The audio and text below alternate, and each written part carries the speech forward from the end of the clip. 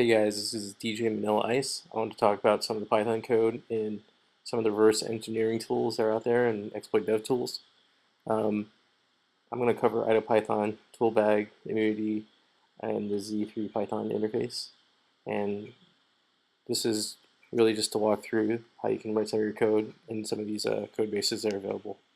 So if you want to set up Python, you click on Tools, Plugins, and in the Available Plugins tab, you search for Python or anything else you want to install. But I'm using Netbeans 6.9.1. So to set up a new project, you can right-click on the Projects tab and click New Project and set up your own Python project, or you can click on this button here. So let's go ahead and set up a new Python project. Let's go ahead and call it test. Let's test one. Oh, that'll work. Alright, so it generated a main script, just basically just says hello world, and let's go ahead and run it. There you go, that's pretty much it.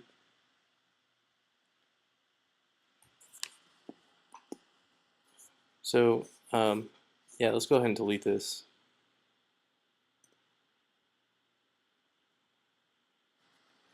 So now let's take a look at this test script that I wrote real quick.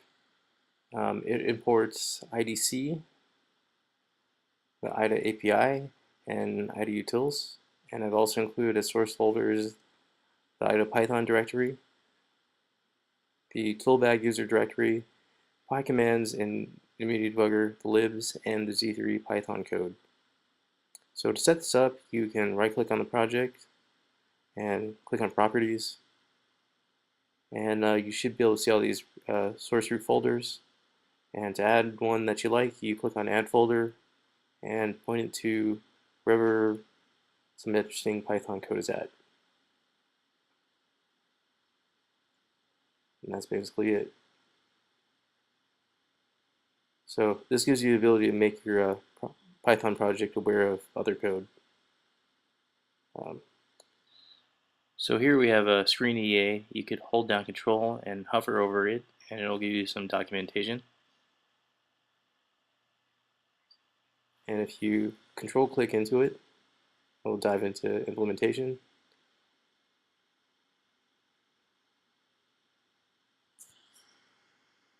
And here is the navigator. You can see all the other functions available.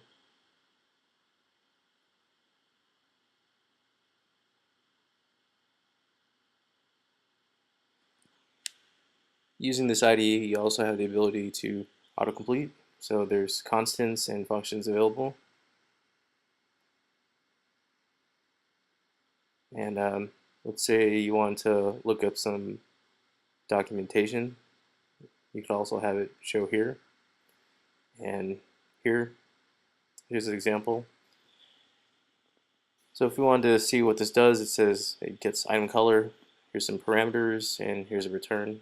You get more specifics, but this is all written inside of their code. Whatever documentation is there, it's going to display it. So I'll just walk over the code real quick. This is using IDA utils and getting the heads of everything within this function here. So this is the heads of the instructions in here. And goes from start EA to end EA, and you basically spin through the heads, and yeah, so it grabs each instruction head, grabs the size of the instructions, and gets the bytes for that size, throws it to a byte array, and then throws it into X, then prints it. So this prints out opcodes and disassembly.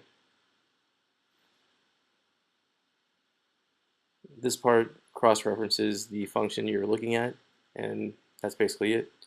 So this gives you the ability to look at bytes, functions, and references to functions.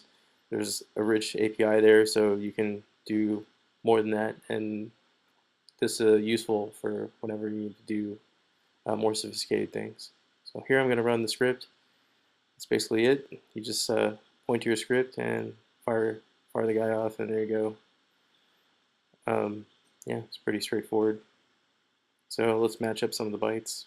There we go.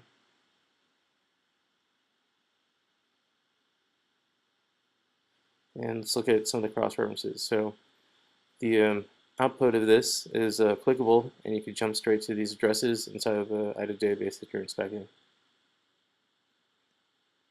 And that's it. So that's how you can start inspecting some of your IDA Python code and start writing your own code. Now let's take a look at toolbag. So this directory here is where you check out the GitHub code and throw it into your user directory.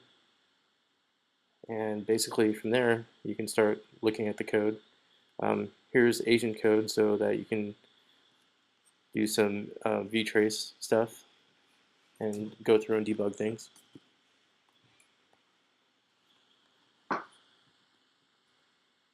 Here's a script for creating a database that they use to query, and there's a base and an IDA provider.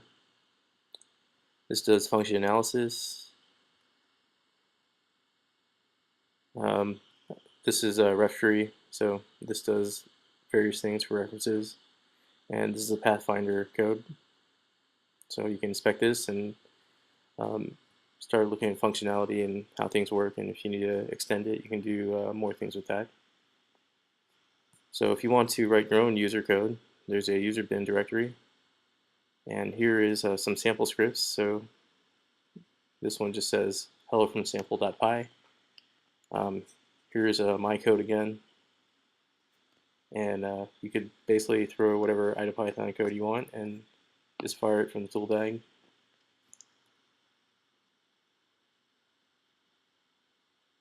And of course, make use of the libraries that are there.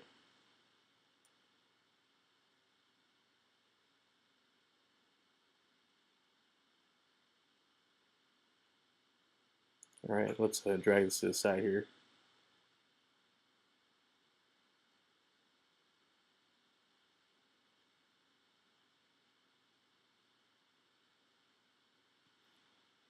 So let's take a look at that sample.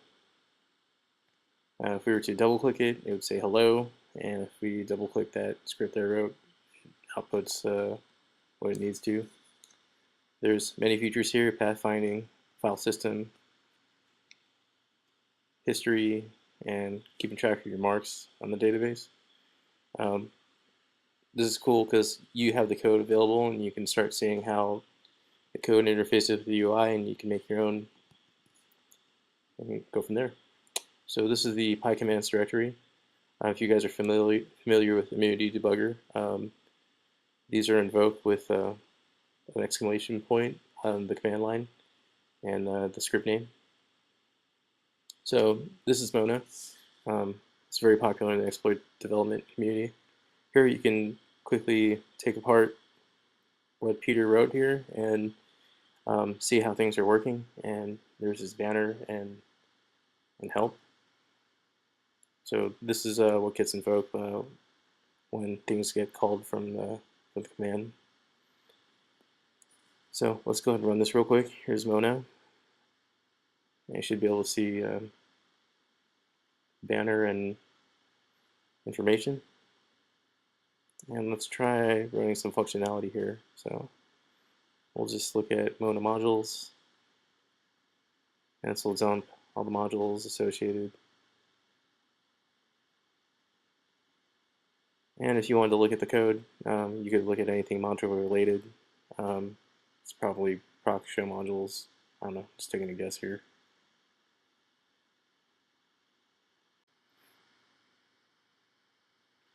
All right, so let's take a look at some Unity scripts. This is included within the Unity debugger. If you want to look at some of the library code that's available, you could dive into it and see how it's used here. If you want to look at getPEB, you can see that it goes and gets a PEB object, and you can inspect into the details and see how things are working.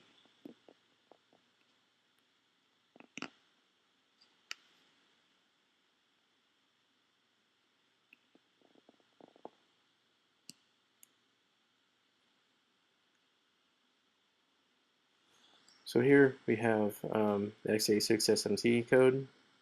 Here's the variable bound script, and you can see how it's interfacing with the SMT library code that they've written.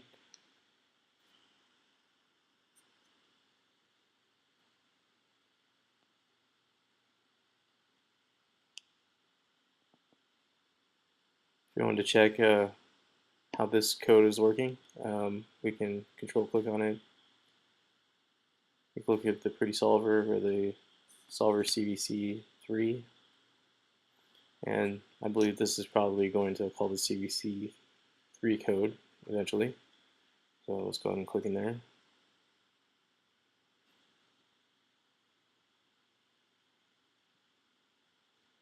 And there you go. It's going to look in query formula. Now if you look in the libs directory, there's lots of code here.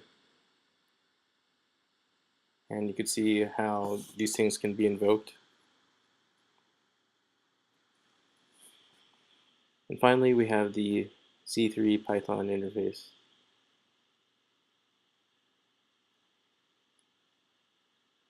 Here's Z3. Here's some of the functions available. And you can look through the code, peruse it, see how the other scripts are imported.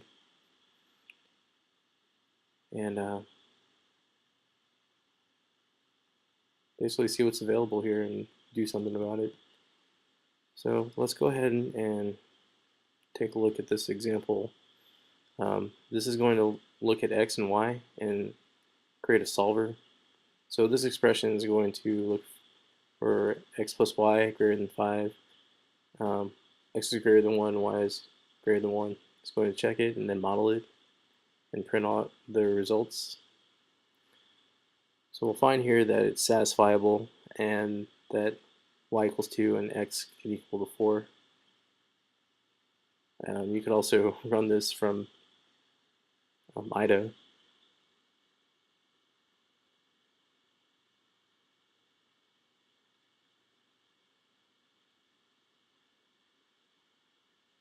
So I foresee this being useful if you're to have an intermediate language which then can get translated to SMT, or you can write Python code with the interface and quickly model a function and then have it solved.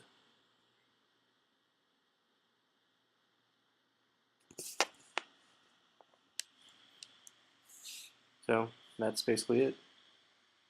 Here we have the link to the IDE Python docs. Here's the page for the Immunity debugger. This is the page for IDE Toolbag, and it has a GitHub page, which is available here. This is the page for the Z3 Theorem Prover, and you'll also need to look for the C++ redistributable.